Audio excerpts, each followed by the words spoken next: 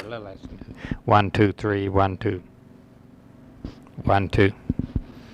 This is Penn Woods interviewing for the Oklahoma Living Legends, and we're at the home of Mr.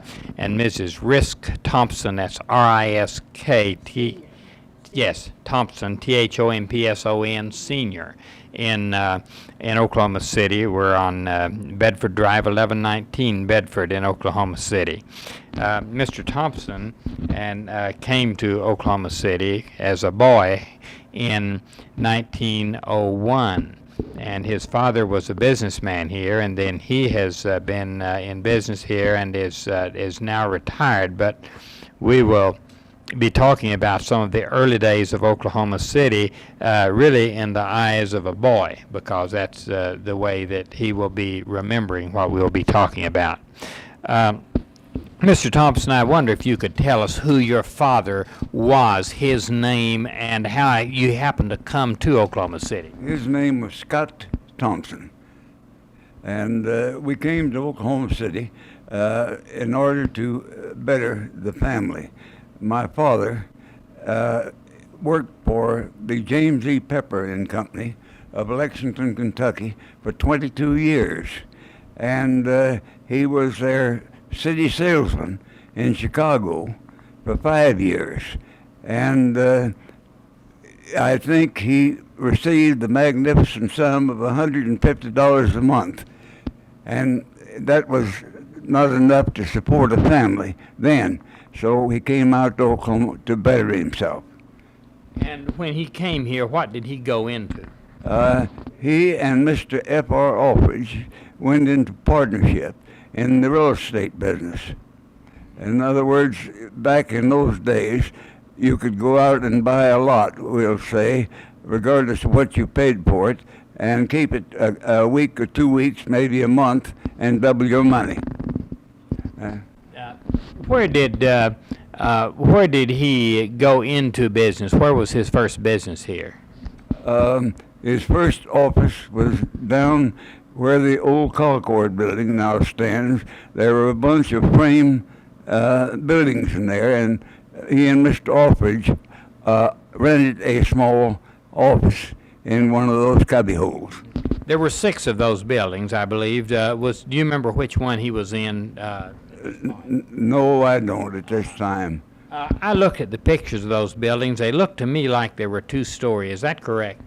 Well, the one that my father was in was, you might say, it looked just like a woodshed. It was just a 1-story building. It was 1-story. Well, they had a rather unusual front, a kind of a hexagon type front, and I couldn't tell whether they were 1 or 2-story, but they were 1-story.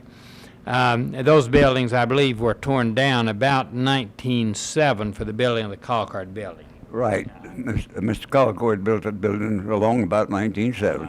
I believe Mr. Overholser owned those 6 buildings. Isn't that correct? That I do not know. He built them, I know.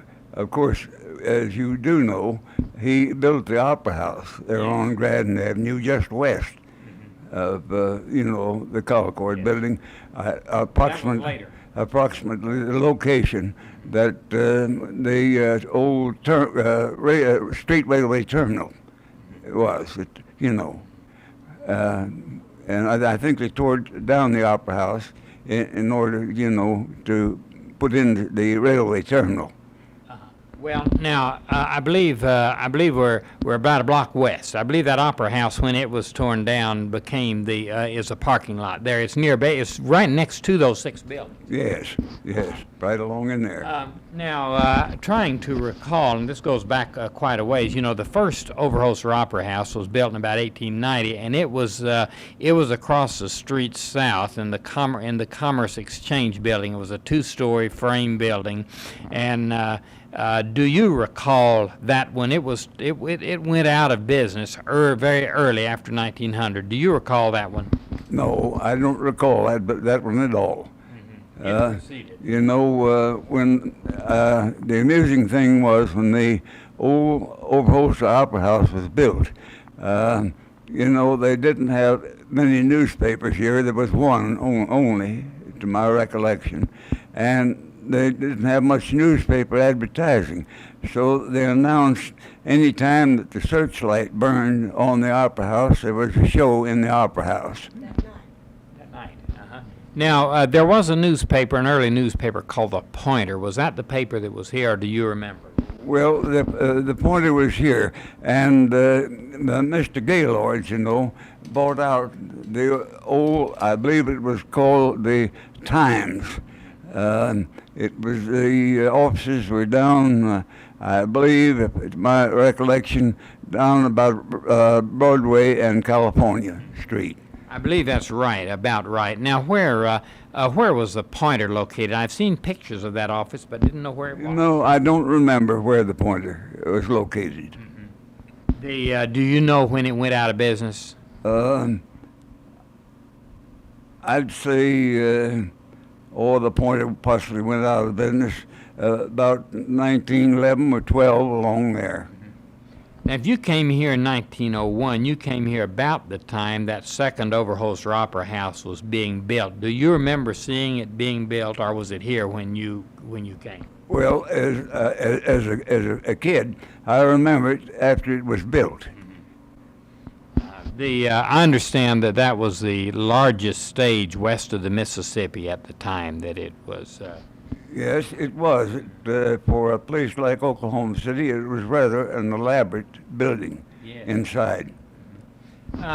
Do you can you recall some things you may have seen in the Overholser Opera House? Some of the plays or other events. I remember one play. That was David Warfield in The Auctioneer. And what was that about? Do you recall? Well, it was a play put on, of course.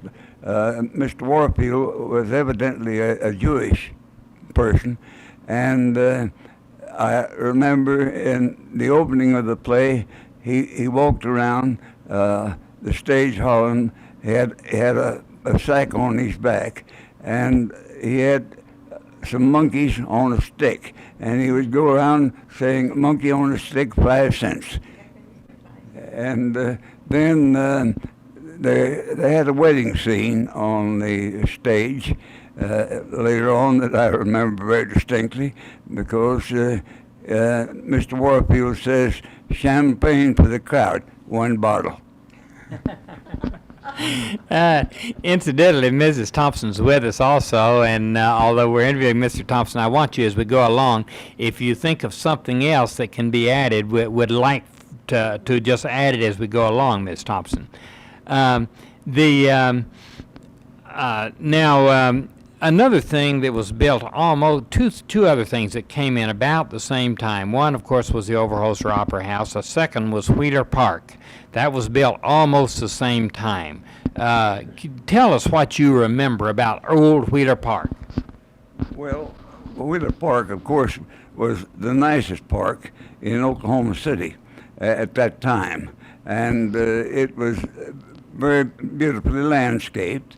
It was down on the North Canadian River, and they at one time had a small zoo there, you know, and that was about all I remember about Wheeler Park. I've seen Sunday pictures there. Of course, there was no there were no cars and not a lot to do on Sunday. No television, things that keep people home today. And there seem to be a lot of people will walk through that area on Sundays. I've seen Sunday crowds. Do you recall Sunday afternoons or any events at Wheeler Park? Oh, I'd say that 20% of Oklahoma City at that time was at Wheeler Park on Sunday. Now, another thing that came in almost the same time, maybe within a year, and another big thing for Oklahoma City was Delmar Garden. And it was developed, I believe, by John Sinopolo and a partner with possibly some investment from Charles Colcord involved in it.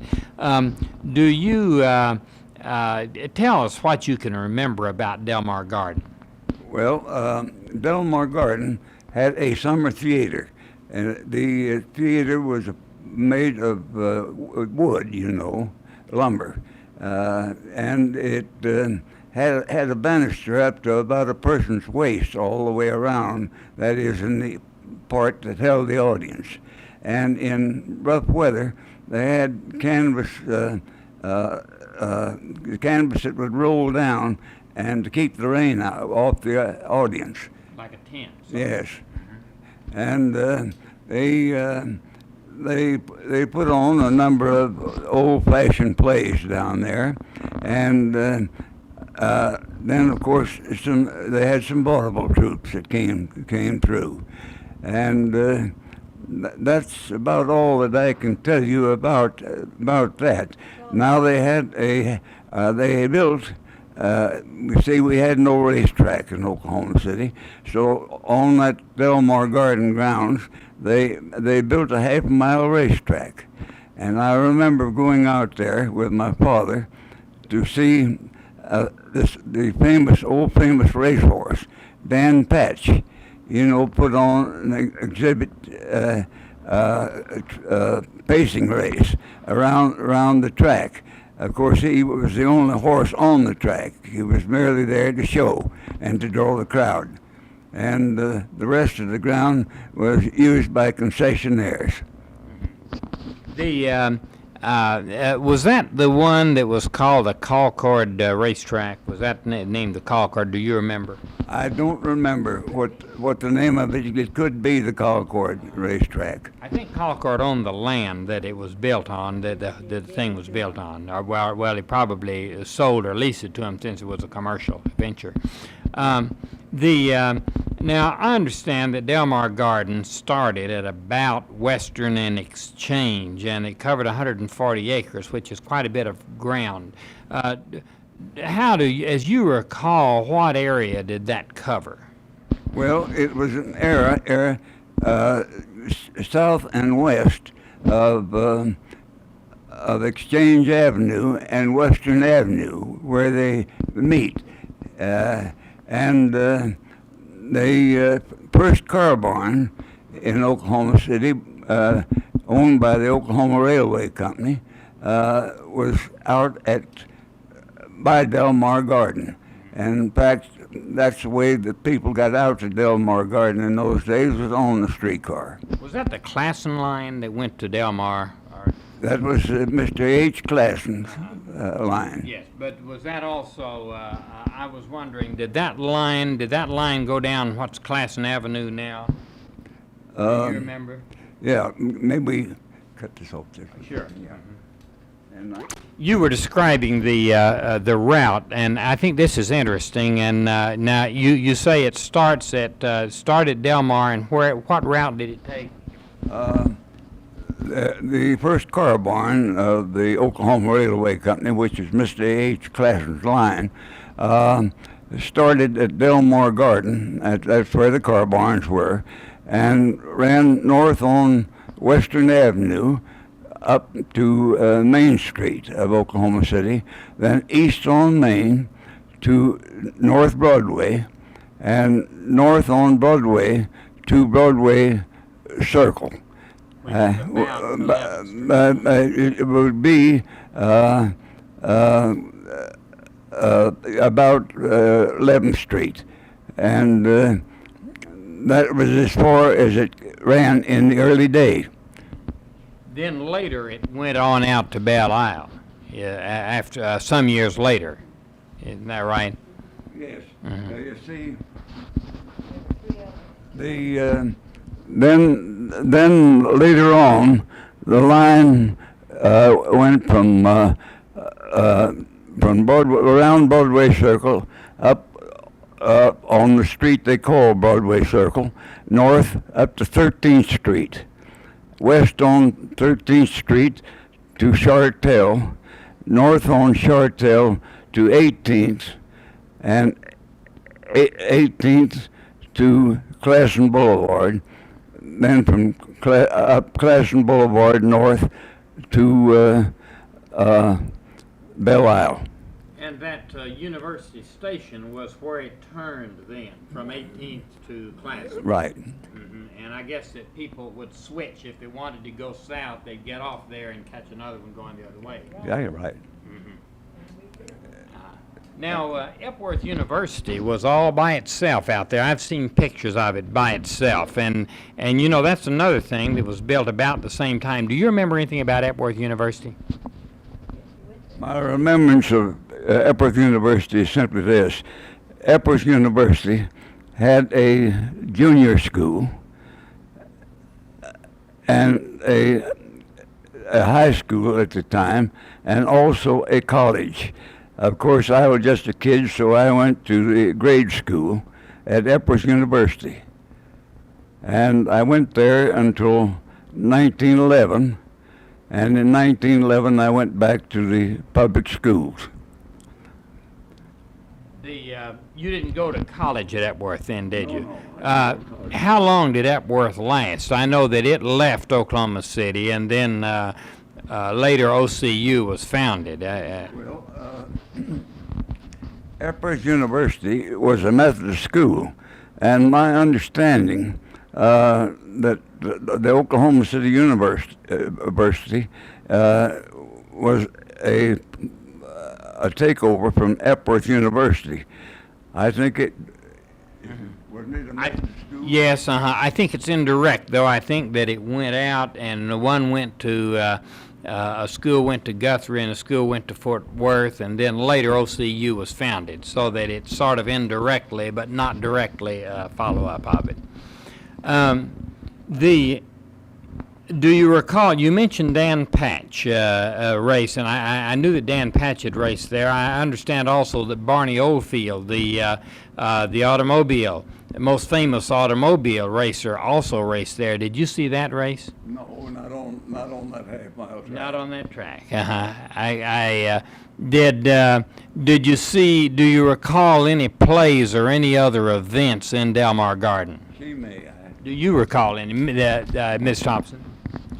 Well, I remember the companies that played there. There was the old Stater stock company, and Gordon Stater was a young actor at the time. Gordon, is that? Yes, Gordon, Gordon, Gordon Stater. Stater? Yes. Stater. Yes, that's right. And then Enid Mae Jackson was a wonderful actress at the time, and she was there for a good many years. And later she married and was Miss Fullerton, and our children all took dramatic art from her. She stayed here then? Yes, she stayed here. And they played all the old-time shows. I've forgotten the name of so many of them, but we used to go out there all the time, and especially to the matinees, because we were that age at the time, you see. Who was the man of 1,000 faces who was so well known? His son was also an actor. Do you know who I'm talking about? I don't remember the name. Let's see. I really remember more plays at the old Overholser, like Every Woman and The Man of the Hour. We got most of the good shows, and Frederick Ward as Briss told you about. Yes. And a lot of the old Gilbert and Sullivan plays. Mm-hmm. And some of the Gilbert and Sullivan. oh, I've forgotten the name, but then they were very good. And Mikado and so oh yes, and but we did get wonderful plays at the time. It was really wonderful. Do you remember any other Delmar Garden events than that? No, I don't remember the name of the plays, but I remember the companies that came, and on account of these people, because Gordon later was a good friend, and I'd graduated from high school with him, and all. And but no, I don't remember the name of the plays because I was so young at the time. Yes, I realize that. Now we came in 1903, you know, from Memphis, Tennessee.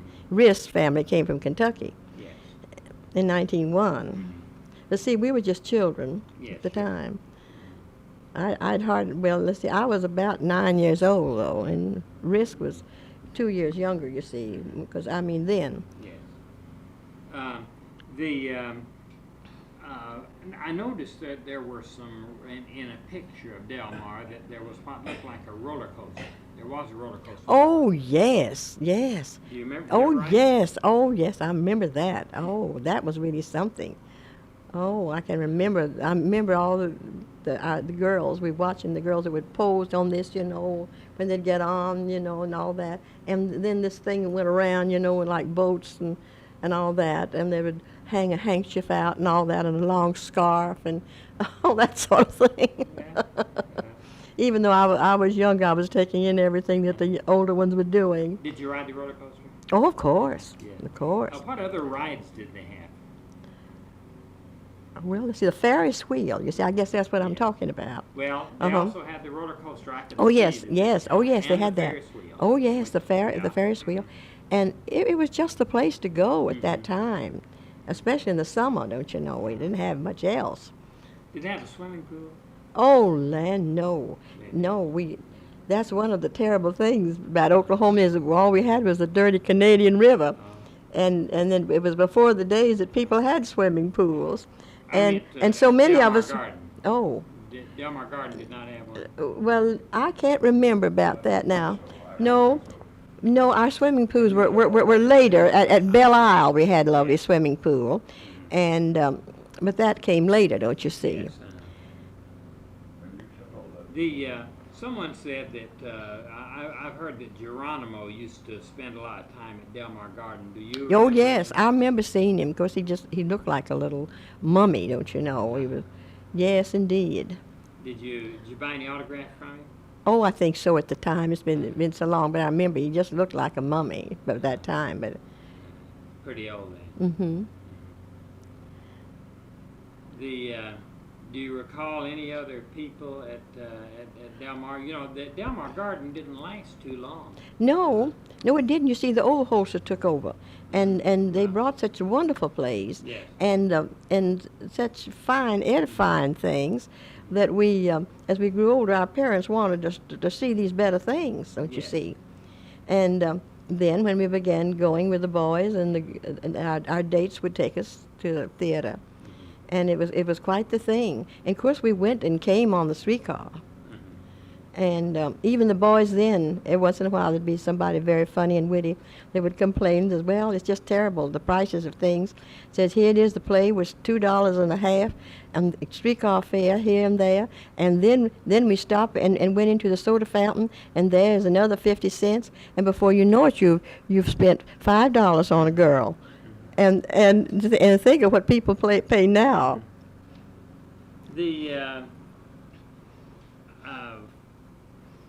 One of the famous events, I don't know if either of you recall it, it was in 1905, was the in Delmar Garden, was the first try at a constitutional convention. Do you all remember that? You don't? Do you remember it? I don't remember that at all.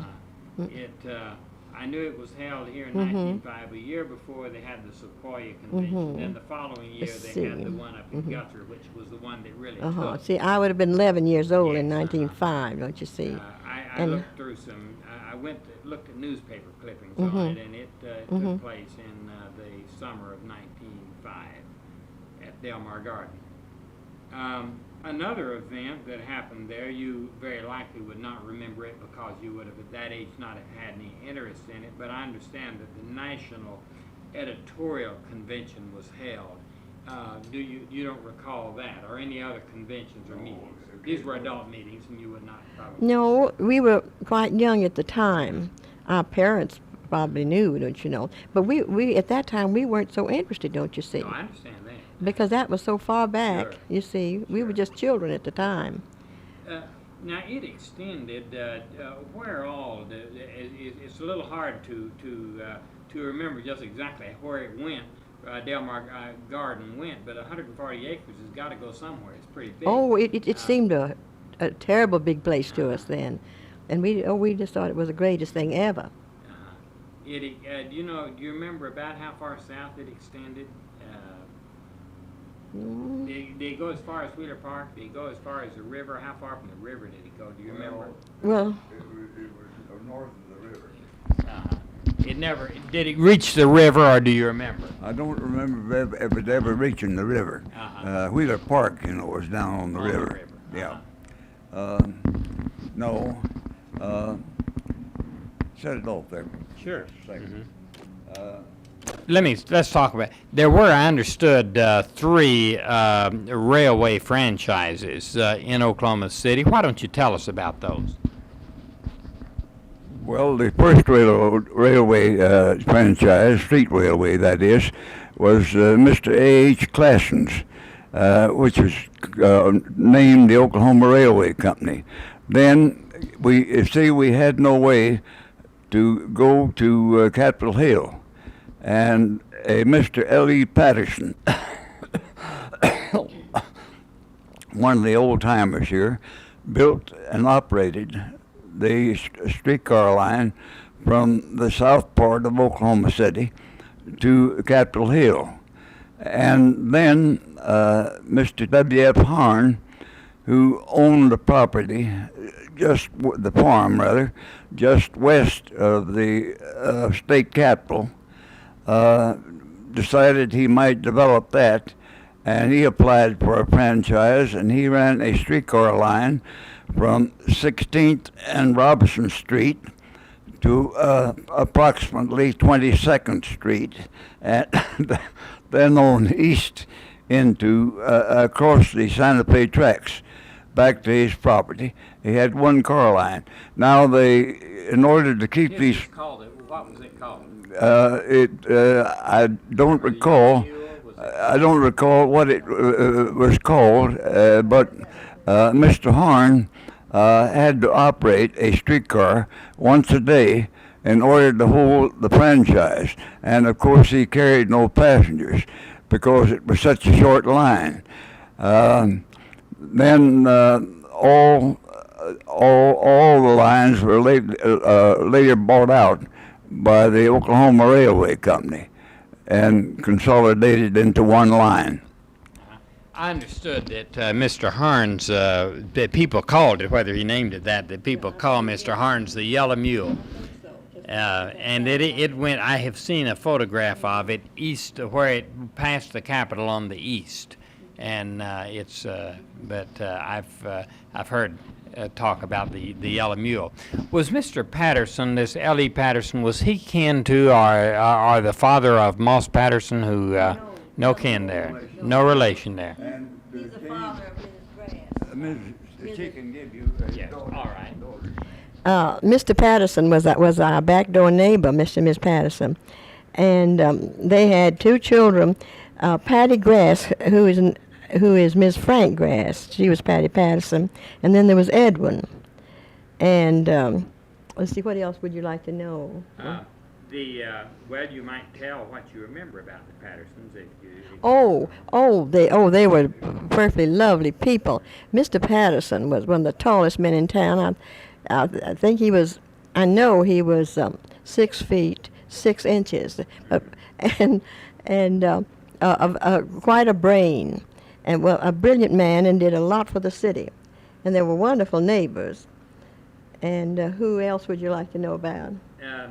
Did you know Mr. Overholser? Yes. Why don't you tell us about Well, Overholser? Well, I knew Mr. Henry Overholser, who married Mrs. Overholser. Well, of course, and just when we came in the early days, 15th Street was the last street, and the Overholser home, it was just being completed. And they had this one child, Henry Ione. And Henry Ione was just a little younger than me. And the Overholsers were lovely people, and everyone thought so much of them. And then there was Ed, his brother, and Mrs. Who married Sula Garrison. Ed, I believe, was the son by a previous marriage. Oh, yes, that was really true. That's right, because Mr. Overholser was a great deal older, you see, than Ms. Overholser. And then there was Mr. Will, who was a brother. And yes, and there were all of them were lovely people, and they did so much for the city in every way in the early days. And their home was such a lovely place for social affairs, and they were very civic-minded and did a lot for culture in the early days. And but I had more fun at the Concord home than anywhere, because those girls were my very closest friends, and we'd meet over there every Sunday night, and we'd take our dates. And it was quite a meeting place because Mr. and Miss Colcord just loved the young people, and they would tell about the early days when they made the run. Mr. Colcord came from Kentucky, and Mrs. Colcord from Kansas. And he would tell about the early days when he was sheriff and everything like that. And they had this beautiful home, and the girls were all so charming and lovely, and it was quite a meeting place for the young people at that time. Do you recall any of the stories Mr. Colcord told about the period as sheriff and marshal? Well, not so much about that. Of course, he loved to reminisce about back in Kentucky, because he knew that Risk was from Kentucky, and I was from Memphis, Tennessee, and both my mother and father were born in Mississippi, and my mother was brought up in Memphis. And he would tell about, well, yes, he told about a lot of things. They really had a lot of hard times, too. And the girls used to say they never knew whether they were going to make a killing or whether they were broke on account of the oil business. Because he'd take such plunges. And we'd often say, well, this is a lovely, beautiful home. I know it must be lovely to live here. They said, well, you never know, though, because Dad takes such chances. We never know we're going to live here or not. And so I guess that's the way the oil business used to be. But today they seem to make it. It was a classic home, wasn't it? Oh, it was beautiful. It was an old Southern mansion type, and it should have been kept. And they built another building there, which was just too bad because it should have been right there in Heritage Hills, where we all lived in the early days. Now you all saw the Colcord building. That's the Colcord downtown building you go up. Oh, yes. Yes. And it's still there, you see. Yes. That they didn't tear that down. It was so well built at the time. And the Bomb building was a wonderful building, and the front side of it was Built all, about the same time. yes, all marble. And it was a shame that they ever tore down the Bomb building, because it was so well built. That's another sorrow that I think they made such a mistake on that one. That period was a real building period. I understand that the Colcord building, the Baum building, the Hales building, and the high school were all going up at the same time. That's right. You're so right. A lot of Mhm. construction in that period. That must have been a prosperous period. Well, it was. It really was at that time. I'd like to swing back to your father and his business. You told me that he later had officed in the building to the south of the old Western National Bank. And why don't you tell us about that building? I've seen pictures of it. I know that more than one bank at different times were located there. Do you recall who all was located in that building? Well, the first bank in that particular building belonged to Mr. M.L. Turner, and the name of it was the Western National Bank. Well, no, that was on the north side, wasn't it? Yes, that's on the north side. And then after Mr. Turner went out of the banking business, that particular corner was taken over by what was known as the Tradesman's National Bank. A new building being built there at that time. And then after Mr. Walker went out of the banking business here, which was the Tradesman's National Bank, Mr. Dan Hogan moved the old Farmers National Bank into that building, and it was called the City National Bank. And those are the three banks, to my knowledge, that were there. Now, taking the building to the south of that, which would be the west of the Huckins, where your father was. I believe your father was in the. What was there? You don't remember that? No bank, to my knowledge, has ever been that. Well, I've seen some pictures that appear to have signs of a bank. One of a First National Bank. You know, of course, there were different First National Banks. You know. The First National Bank The other bank, to my knowledge, was on the corner of Main and Robinson Street, and it was the American National Bank. Which corner was that? That was on the south and east corner of the street, and then the American National Bank was owned at that time by Mr. Frank and Hugh Johnson, and later they built the First National Bank building at the corner of Robinson and Park Avenue, and it was named then the First National Bank. Now, of course, you know, a lot of banks went in and out in early Oklahoma City.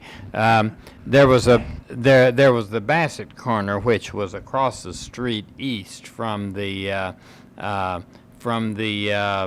Western National Bank, and it had I think at one time a bank or so in it, and I believe, and there was once a bank in the Lee building. Do you happen to remember the names of those? Some of them may not have stayed long enough to have made any impression.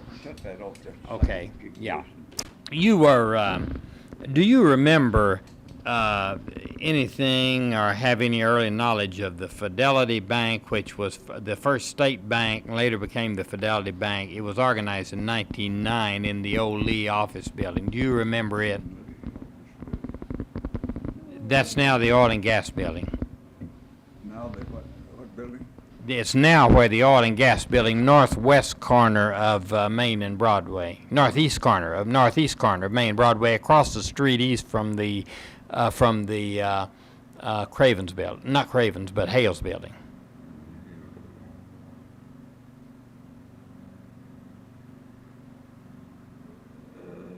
You remember the people, Mr. Wheatcroft or Mr. Ellerick or any of those people?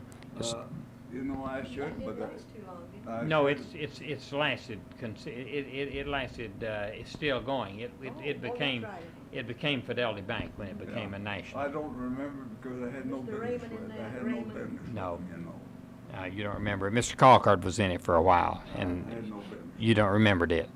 Now, you're when were you in World War I? No. You were not in World War I. She and I were married with one youngster, Well, and I wasn't in the draft. well. I mhm. saved him from The now you became involved in the automobile business, but I want to find out, how did you become interested in the automobile? When did the automobile come to Oklahoma City, and can you recall the first one? Okay. I want to know how you went in the automobile business. I mean, why don't you tell us about that? You were going to school and what your father told you. Enough years have passed, if you don't mind telling me that. Well, my father, I was out mowing the lawn. I'd been going to the elementary end of Epworth University, and he understood that I wasn't doing very well at school, and of course I had to admit it. And he told me that I should go to work. That's what I should do. So I started out and looked for a job. And at that time, the Ford Motor Company had just put in a branch in Oklahoma City, and this old branch was located on 2nd Street, just behind what was the Indy Temple building. And there was a garage building there. It was about 50 foot wide and 150 foot deep. And that was where Ford had this establishment. So I walked in and went up and asked for the manager. And the manager's name at that time was Mr. R.E. Davis. And Mr. Davis asked me what I wanted, and I told him I'd like a job. I was 18 years old, and he kind of grinned, and he said, well, you're a little young for us, I'm afraid. I said, well, I'll tell you, Mr. Davis, I don't mean to insult you, but I want to tell you that those Model T Fords out on your showroom floor, the brass needs polishing on it. It wouldn't hurt for them to be waxed and shined up. And I said, I'd like to show you what I can do. And what time do you all go to work in the morning? And he said 7:30. So I was there at 7:30 working on the showroom floor cars. And he just came out and smiled. And he said to me that first day, after that first day, he says, you can come and go back to work in the morning. So I was back the next morning. And of course, I'd never told him that I knew anything about an automobile or knew how to drive. So my first job with him was teaching the salesman's products, customers, after they were sold, how to drive a Model T Ford. And I was with him, that is, for 6 weeks, and was put on the road appointing dealers. So that is my first automobile experience, and I was with the branch on up until 1916, when they changed their policy and sold no more cars retail, only through dealers. And I was one of the boys that was offered a dealership in Oklahoma City. And so I... That was the first dealership, wasn't it? Well, yes and no. Yes and no. Uh-huh. The idea is this: they gave beer dealership, gave a fellow named Mr. McDaniels, and they gave Otto Pope a dealership. But my dealership was on the corner of 8th and Broadway, and it was called Broadway Auto Company. And I kept that dealership for a year, and by a year's time, the real estate business had gotten slow with my father, and he decided he'd like to go in the automobile business. But at that time, the manager of the branch was Mr. J.A. Degnan, a very fine man. But my father being so much older than the rest of us, they never saw eye to eye. So my father bought the Maxwell franchise from Gorman Head and went into business down the street and kept after me to go into business with him, which I finally did. And we moved the whole thing up to 8th and Broadway and sold Maxwell and Chalmers automobiles until 1922. Now, I understood that Broadway at that time was Automobile Row, the area north of the Oklahoma. And in fact, I've looked at buildings now, and I will see, for instance, immediately north of the Oklahoma, the Markham Oil Company, which I understood.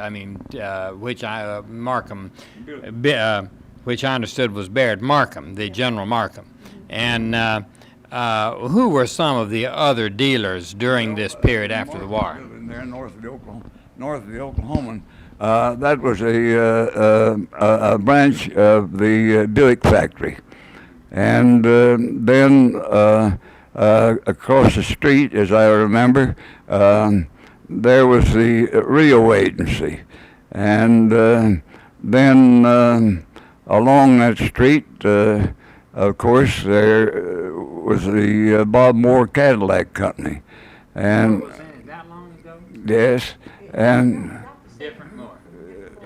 and then on the side that I was on 8th and Broadway there, across the street was Mr. John McClellan. He had the Hudson automobile. down on 7th and Broadway was the Isley boys. They had the Packard. And I can't think of any more of them right now on Broadway there. Many of those are cars that no longer exist, too. You see, Uh-huh. You didn't even mention a Chevrolet, did you? No. It's a coincidence there. Chevrolet at that time was not on Broadway. I don't know where they were located, but the coincidence is this: on the Bob Moore Cadillac Company, the originator of the Bob Moore Cadillac was an entirely different Bob Moore from the Bob Moore today. They were not even related. Mr. Bob Moore started his agency on Broadway, and later they built a building over on Walker. And the Bob Moore Cadillac today is still in the same building that the first Bob Moore was in. Later was the Greenlease, and then Greenlease Moore, and then Everest and Moore, Everest and Darby, and then Darby Moore, and now Bob Moore. I think it's something like that. Yes, the first Mr. Bob Moore, you know, passed away. Yes. Why did you say you got tired of the auto business? Why did you get tired of it? Well, let's shut that thing off. Oh, well, Now, you went out of, after you left the automobile business, and this was in the early 1920s. What did you go, what? We had an awful hard time. Well, what did you go into after that, do you recall? Well, Listen, the depression was so bad, don't want to do it. Yeah, all the time. after the automobile business, the first job I had was with a radio house. And Radio was new then. yes, I'll have to collect my thoughts in order Okay. to tell you. Maybe better turn it off a minute. So, Was a radio back to some of the earlier things, to some of the, no, we've talked about Delmar Garden. We talked about the Overholser Opera House. Now, I know there were a number of other places. There was the old Empire Room. There was there was something in the basement of Anna Maud's. Do you remember what that was? They had a band. They called it, didn't they call it the cellar then? You mean downstairs, the dungeon. They call it the dungeon, the old Lee Hopkins. Well, Any place down there where everybody would. Think about some of the earlier places, the other theaters. I know there was once an outdoor theater, for instance, where next between the Colcard building, when they tore down those buildings where your father's first office was, there was once an outdoor theater there. Do you remember it? The Orpheum. Well, the Orpheum, That was Overholser became the Orpheum. Oh, that's right. Mhm. That's right. Isn't it wonderful how you got it all down? And Did you remember John Sinopolo? I know he bought the Overholser. He bought the Overholser and farmed the Orpheum out of it, I believe. Do you remember any of the events in the Orpheum Theater? no, I don't. Yeah. No.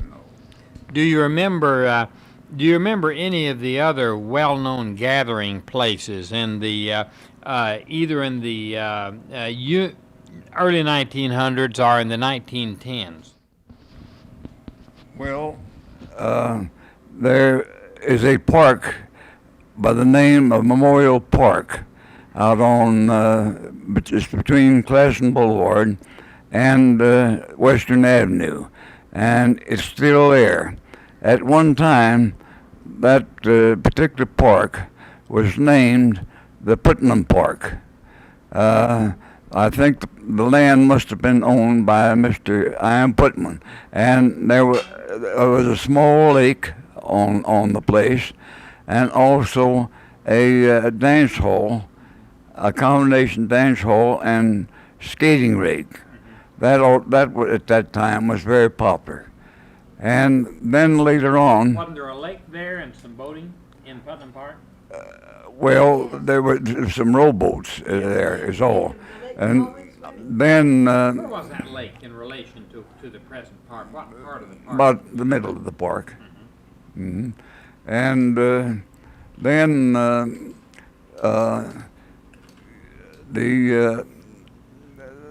then a lake was formed by damming up Deepport Creek called Belle Isle, which is still called Belle Isle, and is now occupied by the Oklahoma Gas and Electric Company. They have a generating plant there.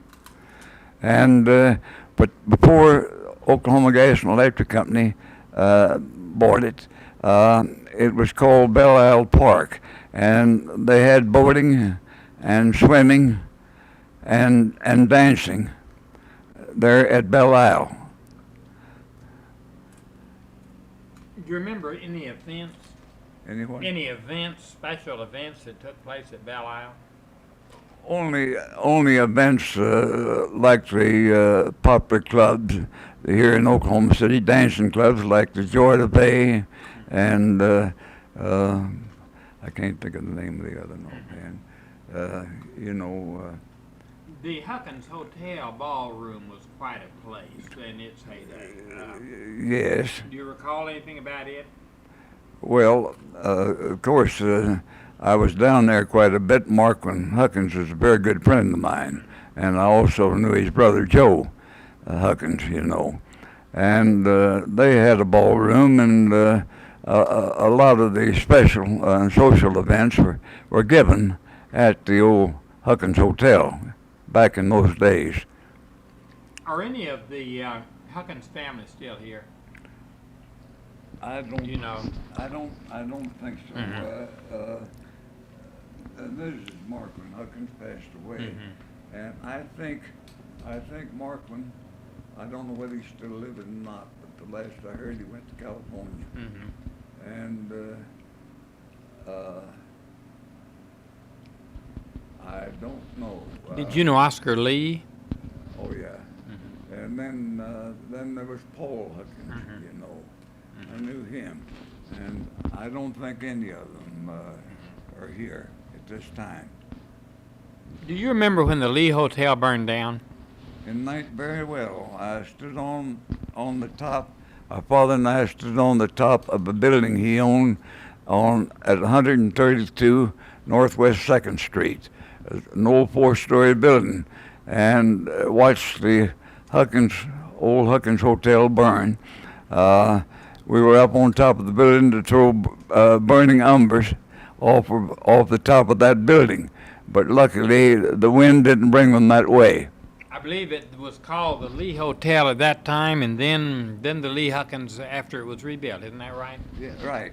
It was the old Lee when it burned, and after it was rebuilt, it was called the Lee Huckins. You remember when the capital was moved to Oklahoma City in 1907. It became statehood in 1907 and moved here in 1910. Yeah, right. Now I understood that the legislature met in that building on Second and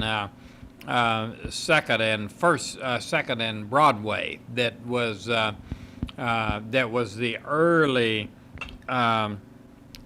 which was the early meeting place of the shrine before they moved over to the White Temple. Do you remember seeing? Remember You don't remember that? No. Now I understood that quite a number of the offices were in the Huckins Hotel, the governor's office and others there.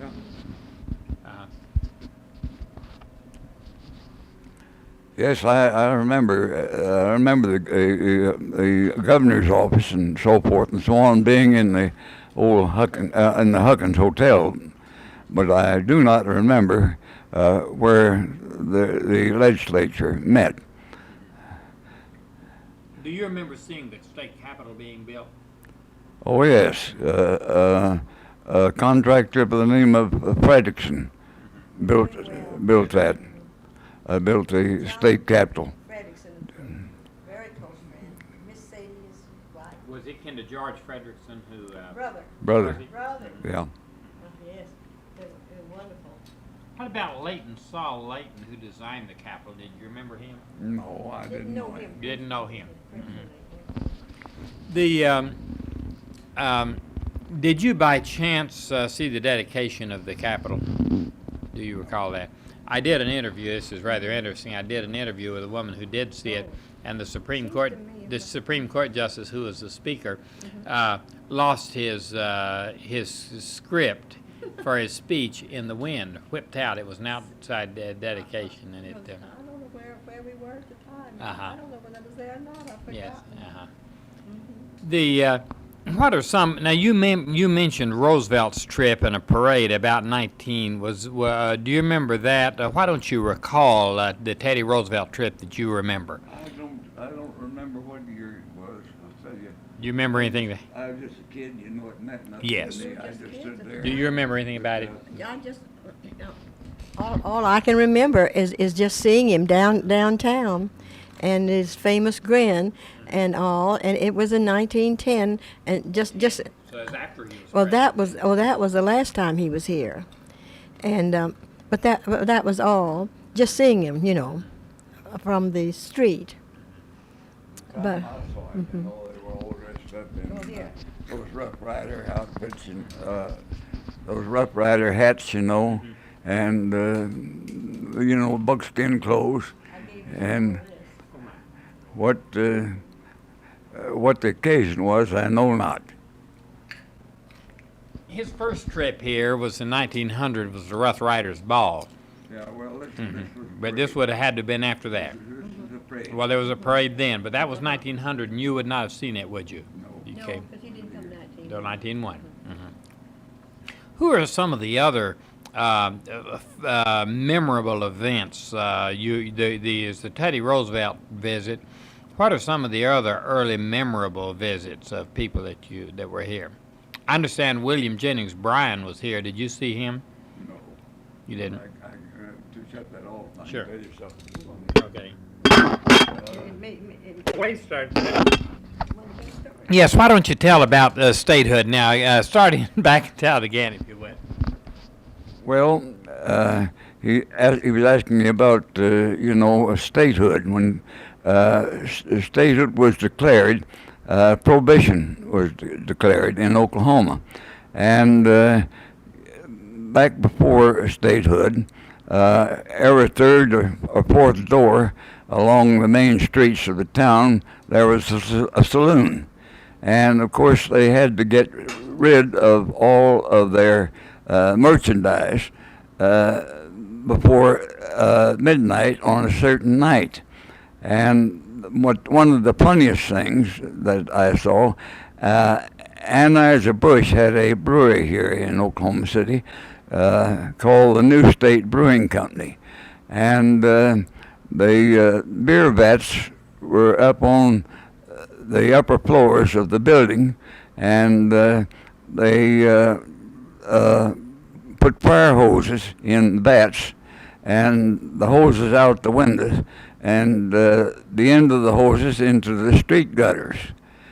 And when they dumped this green beer out in the street, people came with every conceivable vessel that you can imagine, and scooping up this beer out of the gutter. And some of the thirstier ones were lying on the stomachs drinking beer out of the gutter. Was that on Walnut? Is that where that? You mean? That brewery, was it on Walnut Street? It was. Let me see. If I'm not mistaken, it was Third and Santa Fe.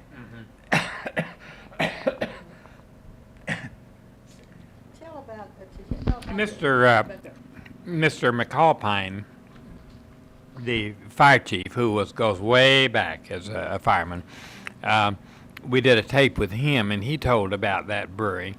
But he told about how at one time they had a fire, and they couldn't get enough pressure out of anything, and they hooked beer to the fire hose and put a fire out. What was the story you asked for? We were about the car that his father bought, the first car. Yes. When I worked for, well, that's none of this thing. When I worked for. Your father owned the second car in Oklahoma City, I understand. Why don't you tell a little about that automobile? What kind it was, and any stories or anything you recall about it? Now, this is the one that they Well, bought from the. As I recall about my father's first automobile, naturally, he didn't say anything to my mother about buying a car at all, because if he had, she possibly would have said, "Don't buy it."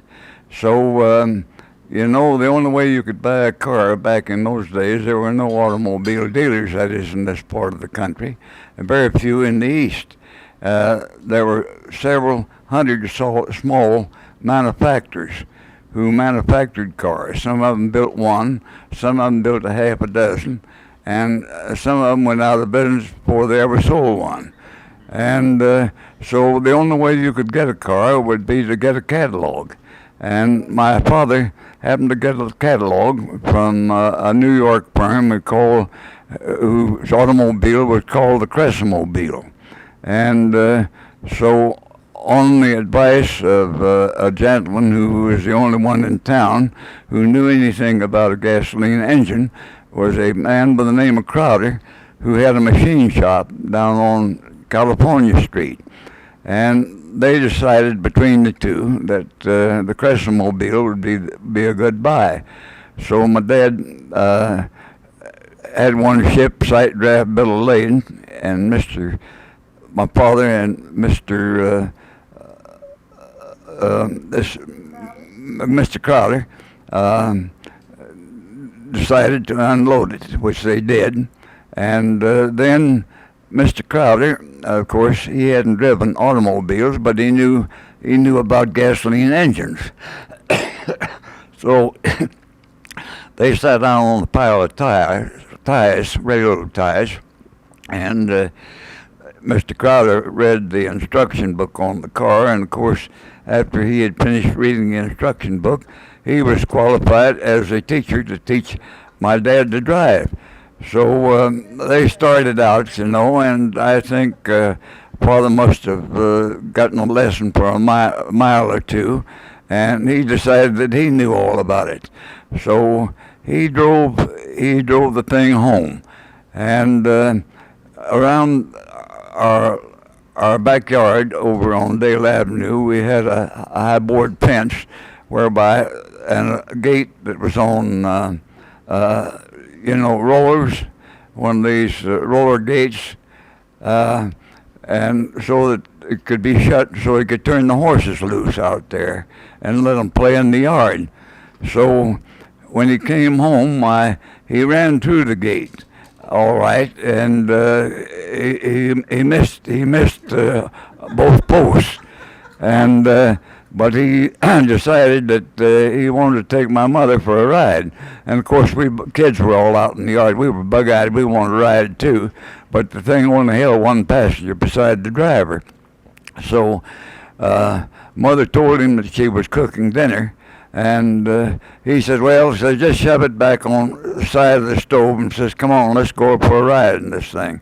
Well, instead of having a steering wheel, as the modern car has, it had a handlebar steering device that came up the side of the car and then at right angles to the driver. And so you push forward or backward to steer the car. And so he was so excited after he got the engine started and Mother in the car that he forgot about steering the thing, so he put it in gear, and one tire hit one of those big 8x8 posts that held the gate up, and by so doing, the thing butted against that post just like a billy goat. And of course, what had happened, he had bent the steering arrangements, the steering arms. So by that time, my mother had climbed out over the seat and out of the little turtleback in the back end and ran in the house. She was madder than a wet hen. So then we had a neighbor who was with New York Life, a Mr. Stanley, who lived next door. And Mr. Stanley came over and he says, Scott, he says, I see you have a new car. I said, yeah, Dad says I did have. And he says, he says, let's go riding. Well, in the meantime, we had a cement sidewalk around the house that had cracked, and my dad was having it torn up and piled out in the street. So that was a blockway to the driveway. And so Dad said to Mr. Stanley, he says, I don't think, Stanley, we can go because he says, I think I've bent the steering arrangement on this thing. And Mr. Stanley says, oh no, Scott, he says, they work just like the wheels on that axle work just like the knuckles, I mean your wrists, you know. And he says, back and forth, says, that's no problem at all. Well, Dad said, I'll tell you, if you'll help me push this thing through this gate, he says, we'll try it. Well, of course, they got it started, and of course, they were paying attention to steering at that time, but the steering arrangement was so badly bent that it was impossible to steer it, so it headed for the concrete pile and landed on top of the concrete pile, and